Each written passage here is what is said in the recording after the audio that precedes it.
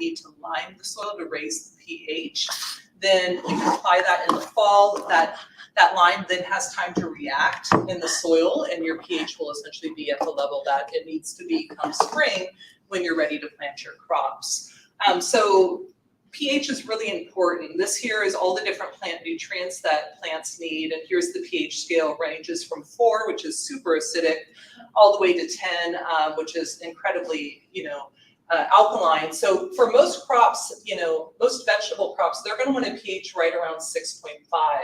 And at 6.5, all those macronutrients like nitrogen, phosphorus, potassium, as well as a large majority of those micronutrients are actually available to the crop. Once you start falling below that, you can see the bars here getting thinner and they start to get red. That means that even though those nutrients may be present in the soil, they aren't actually available for the plant to take off. And that's due to the solubility of those, but also the activity of the microorganisms that are present in our soil that help convert a lot of those nutrients into plant available forms.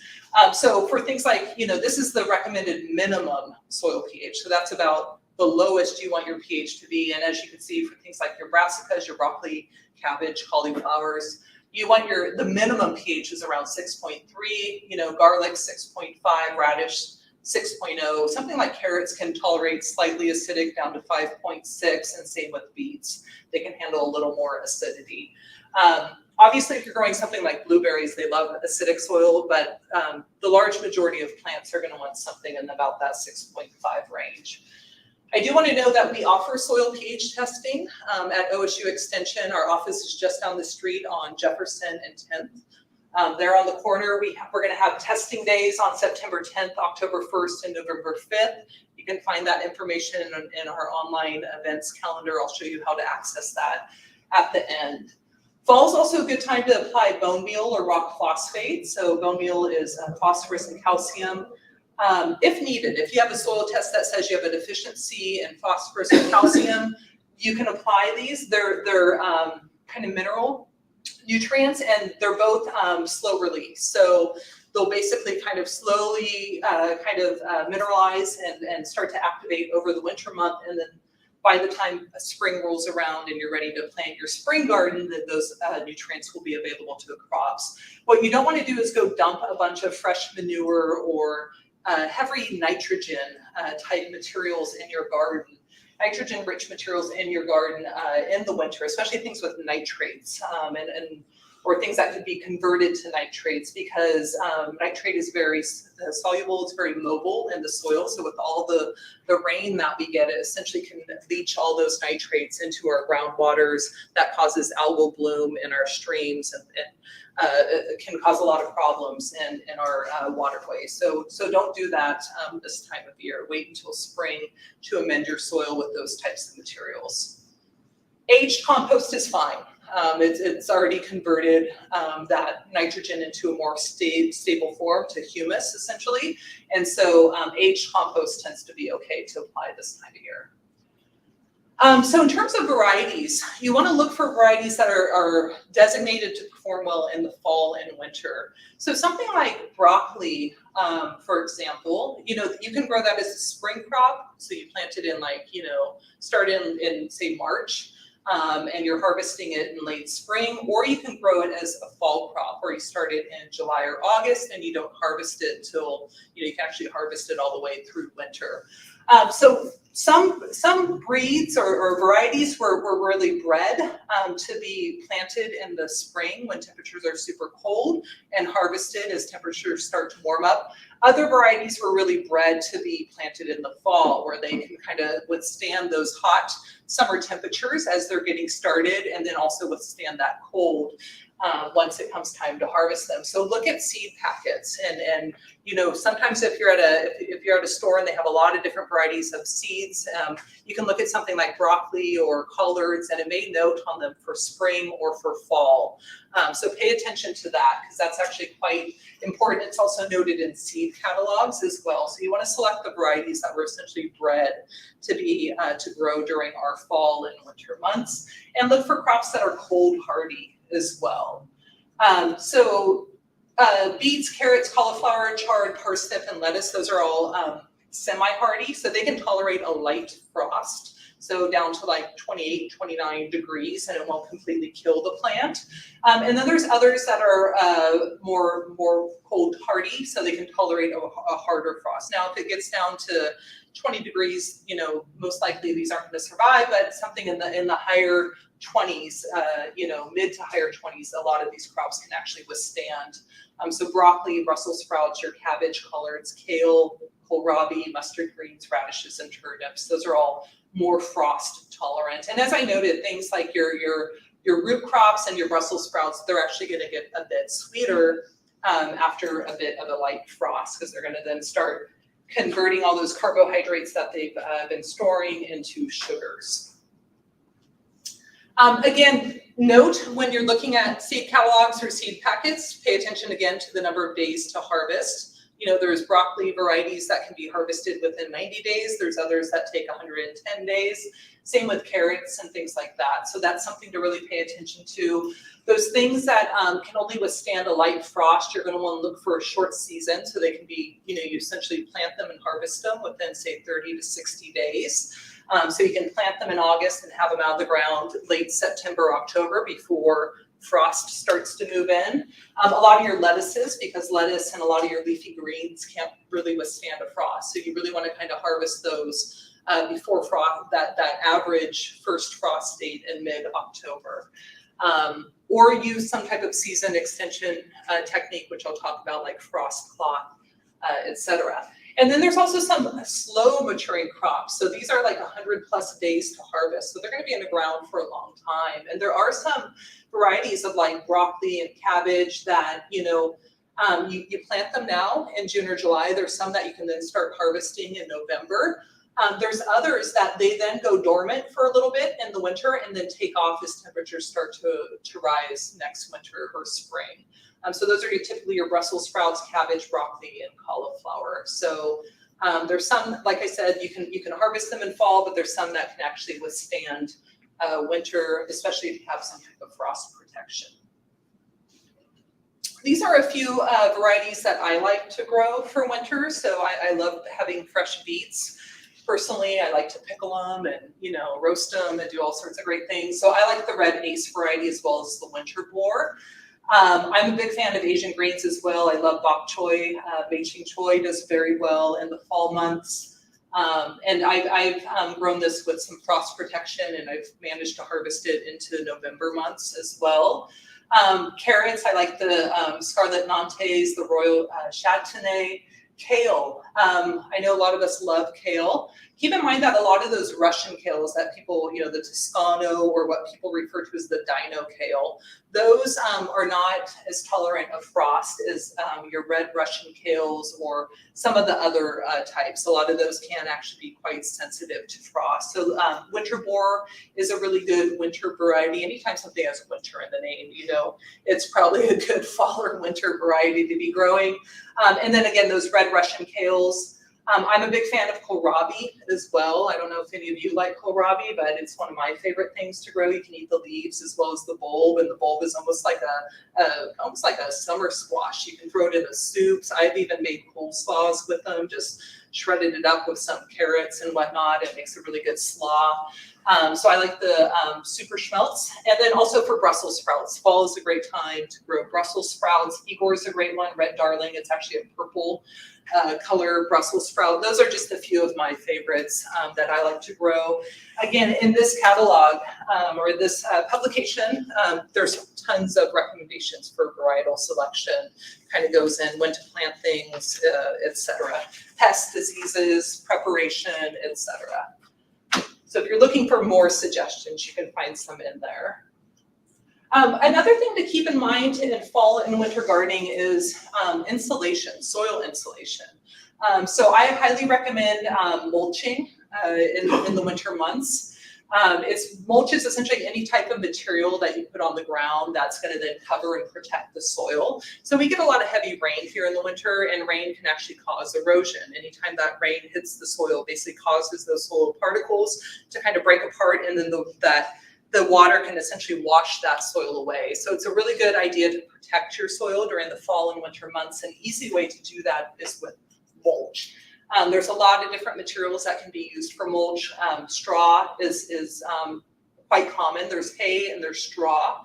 Straw tends to be a little less seedy, so you'll get less weeds out of it. You can also, all those leaves that fall from your deciduous trees or from other parts of your garden, all those can be raked up and used as mulch around your garden as well.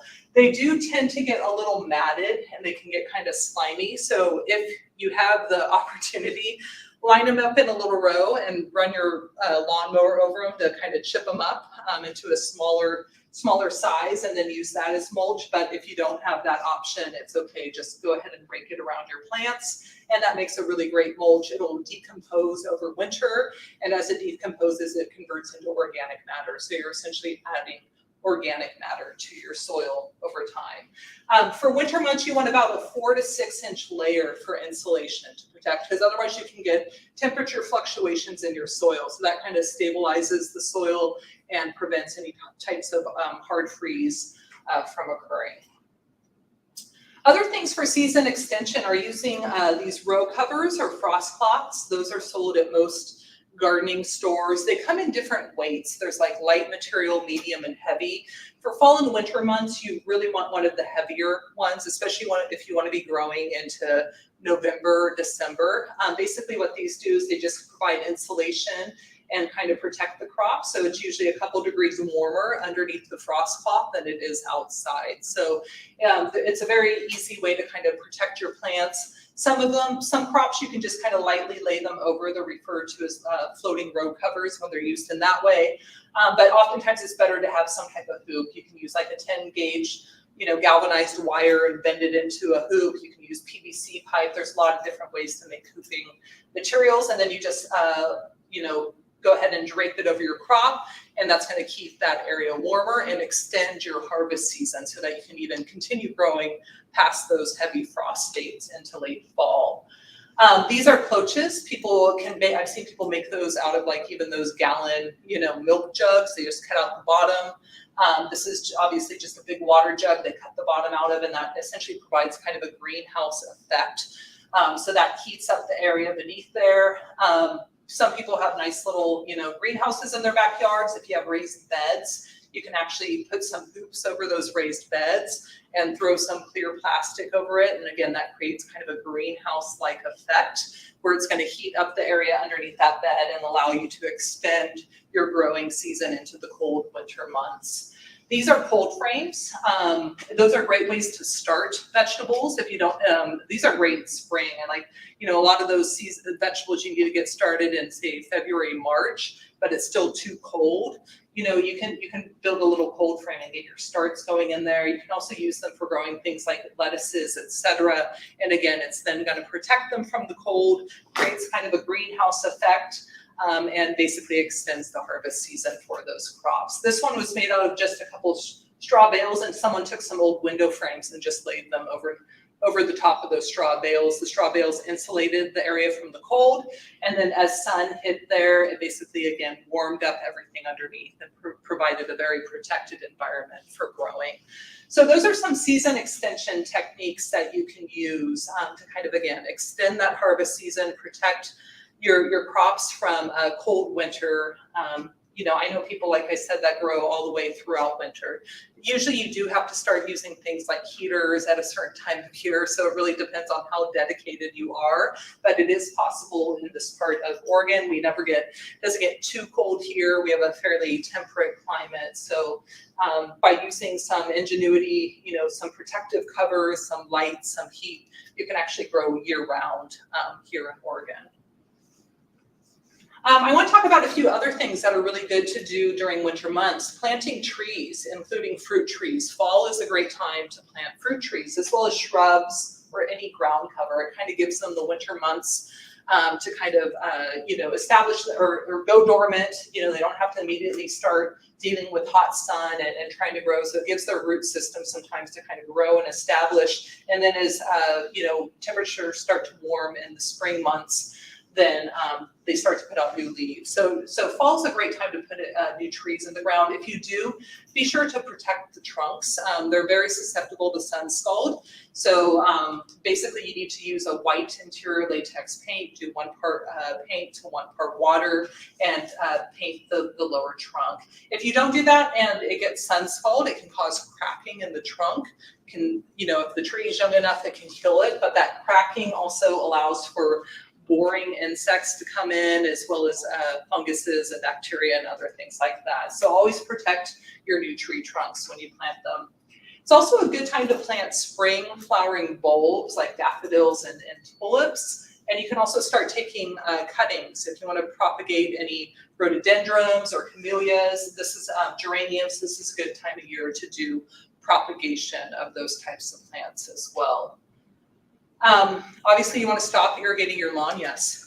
I just have a question about protecting the trees. Is that only if you're planting in the summer? You're calling it sun scald? No, anytime you plant a new tree, you really want to protect the lower part of the trunk. So even in the fall? Even in the fall, because even those freezing temperatures can also cause cracking as well. So you basically, any time of year, for the first couple of years, essentially until it gets to be about 5 years old, you really want to make sure that tree is protected.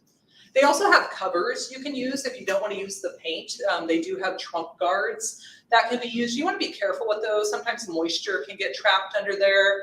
I work with hazelnut growers, and they've had sometimes little mice get up inside them and basically start nibbling on the trunk and girdling it, and killing it. So if you do use trunk guards, check underneath them every now and then to see what else is underneath that trunk guard. I recommend just a basic, water paint mixture that usually does the job.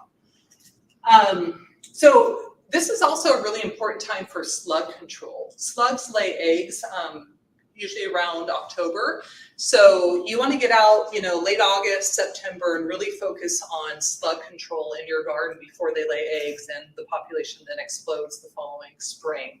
I like to use board traps. It's a very easy way to do slug control. You basically just kind of scrape off a little area of garden so you have kind of a clear exposure to dirt, and then you can take a piece of board. This one has a couple, small, thin, probably like 1 by 2 inches board, just so you get a little elevation on the bottom of it.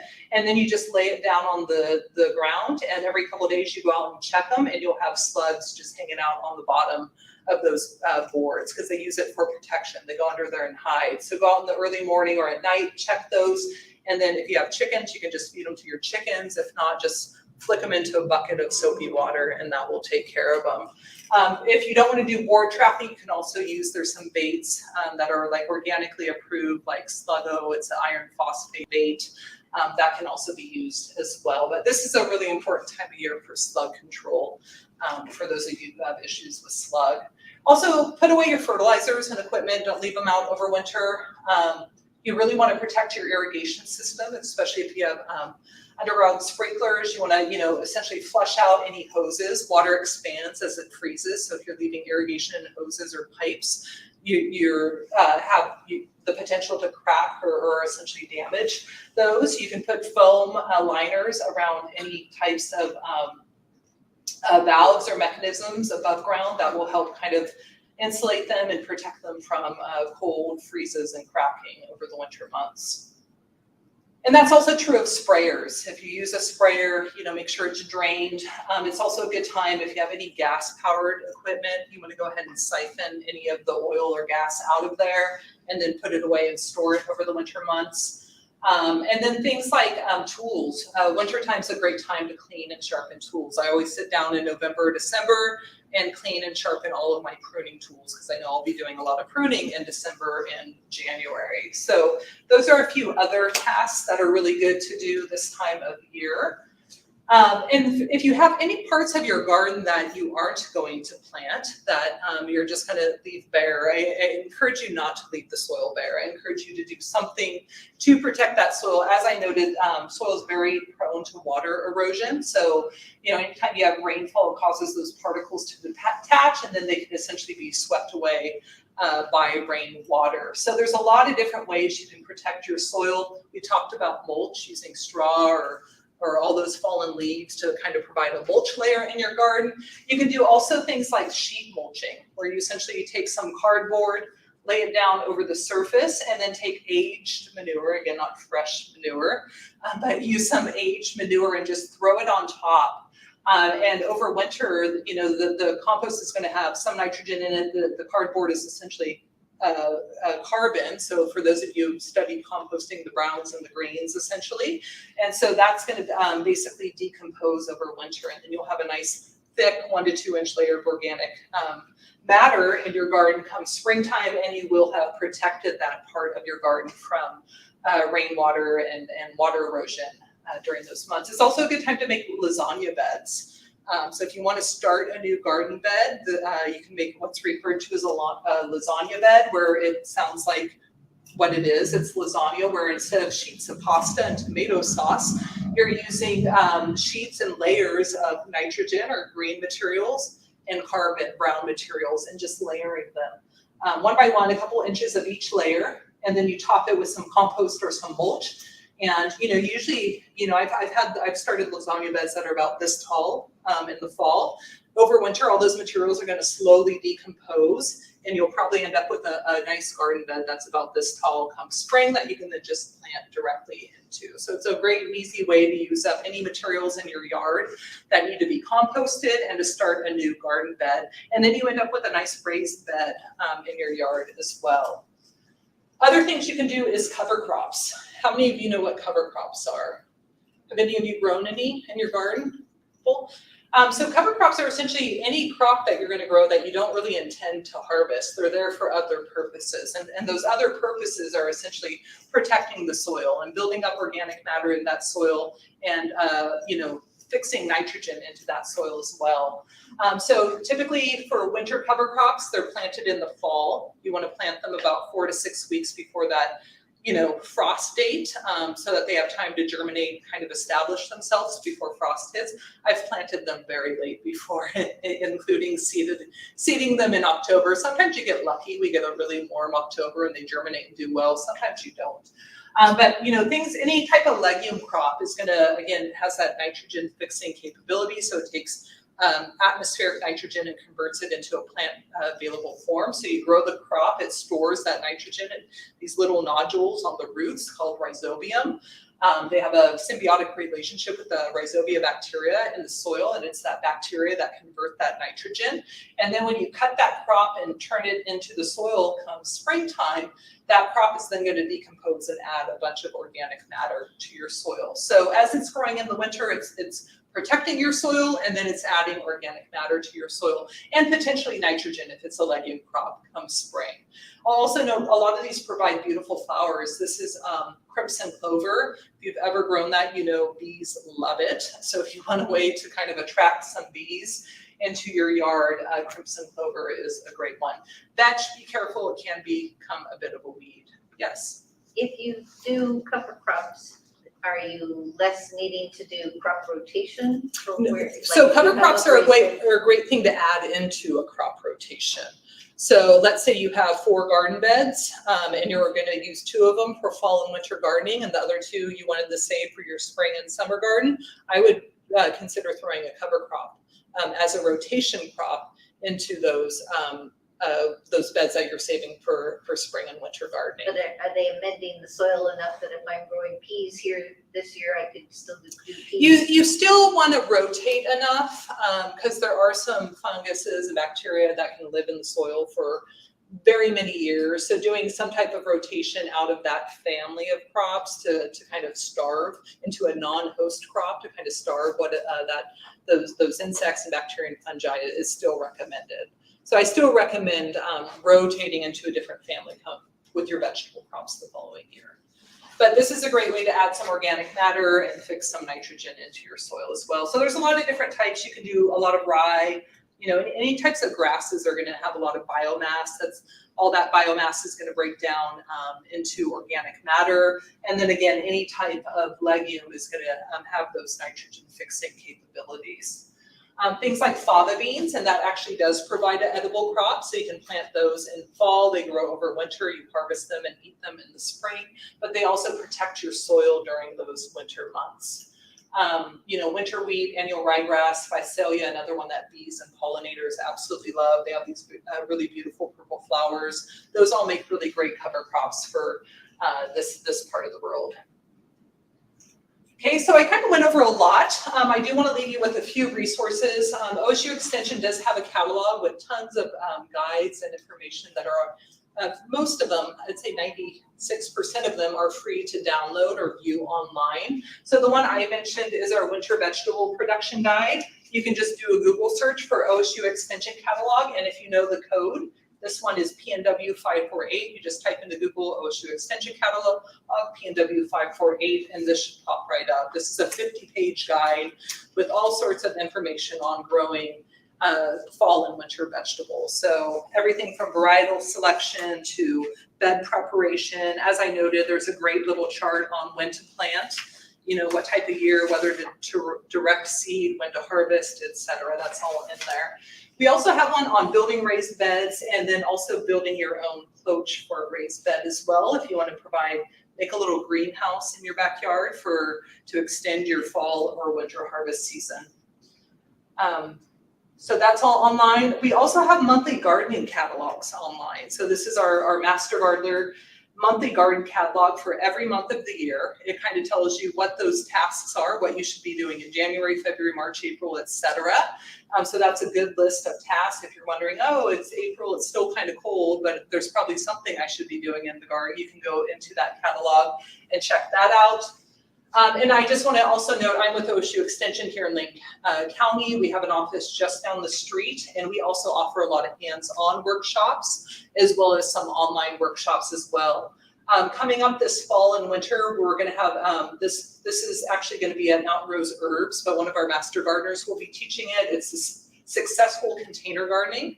Not everyone has large outdoor backyards. There's a lot that can be grown in containers. So this is a great workshop if you're wondering how to grow successfully in containers. You have to think about the type of soil. You don't want to just dump a bunch of heavy compost that's going to compact and get really moist, throwing in containers. So it kind of goes over the types of things that you want to consider. That's coming up. It's August 7th, and registration is required. We're also offering, as I noted, 3 soil pH testing events. If you want to get your garden soil pH tested, we can do that. It's just a couple of dollars per sample. We have composting workshops going on every month if you want to learn hands-on composting. And then we'll also have a bunch of pruning workshops. We usually offer about 10 or so pruning workshops all over Lane County during the winter months. So not all of these are currently listed in our events catalog, but they will be as we know the dates and all that information gets confirmed. You can just go to our OSU Extension Lane County website, go to our events calendar. And we also have other programs. We have master food preservers. If you want to learn how to, can tuna or what to do with all those tomatoes, we have canning workshops. All of that, 4-H events, all that can be found in our events catalog. So with that, I'll open it up to questions. I know I kind of covered a lot of material in a 45-minute period of time. So if you have any questions, and then after that, we'll kind of move to the back and do a little seed starting for those that are interested. Yes? I noticed when I try to make grasses a mulch, it molds. Yeah, grass tends to get slimy. Grass clippings don't really make great mulch. Those are better off if you compost them.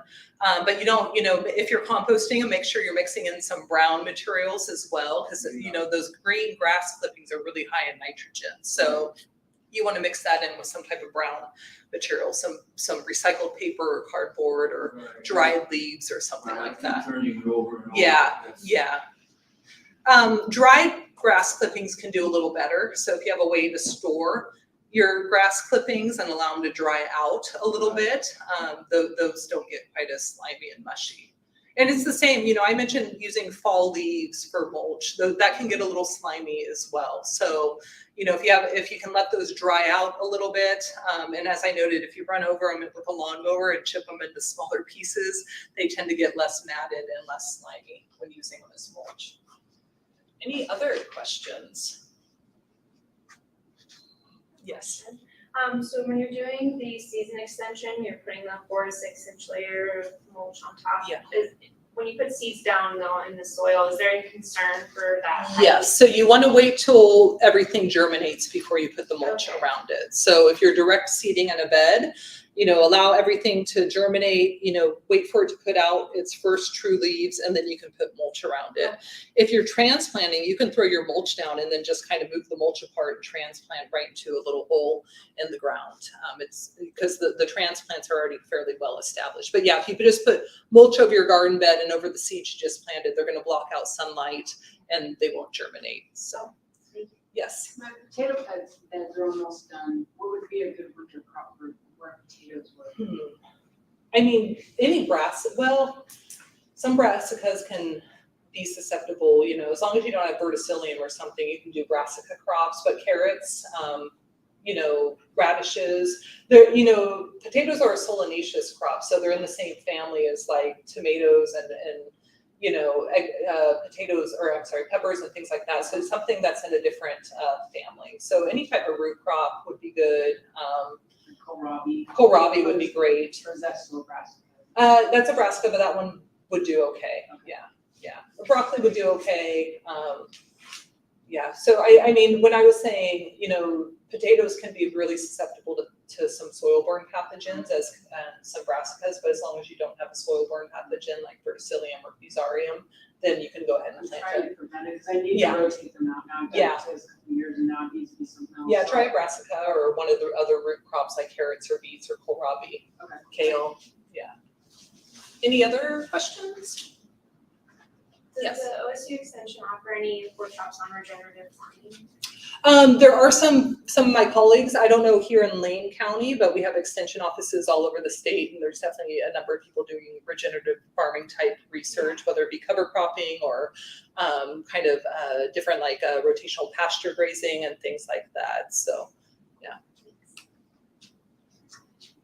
The one other thing I'll note is we also have a plant clinic at our office, and so if you ever are wondering what's eating my plant, you can either drop off a plant sample or email it to us and we can help with diagnosis. We also answer general gardening questions. So on that back table, there's two little orange sheets. This one is just kind of all of the contact information for different programs. And you'll see Master Gardener Plant Clinic. And it has their contact information. If you're ever trying to wonder why the leaves on your plant are turning yellow or something like that, you can give us a call and we'll help you with that. We also offer monthly seminars. So if you're interested in those, you can pick up one of these little bookmarks and I'll give you that information as well. Any other questions? All right, for those interested, we're going to move to the back of the room and do a little seed starting activity so that you can take something home and get it planted.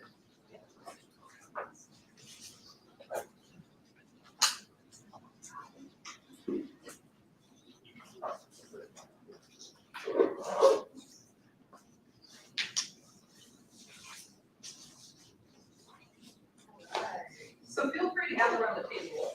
I'm not really, Margaret was kind enough to get all the materials so we didn't have to take it out and just put it in here. But basically every packet has different types of seeds in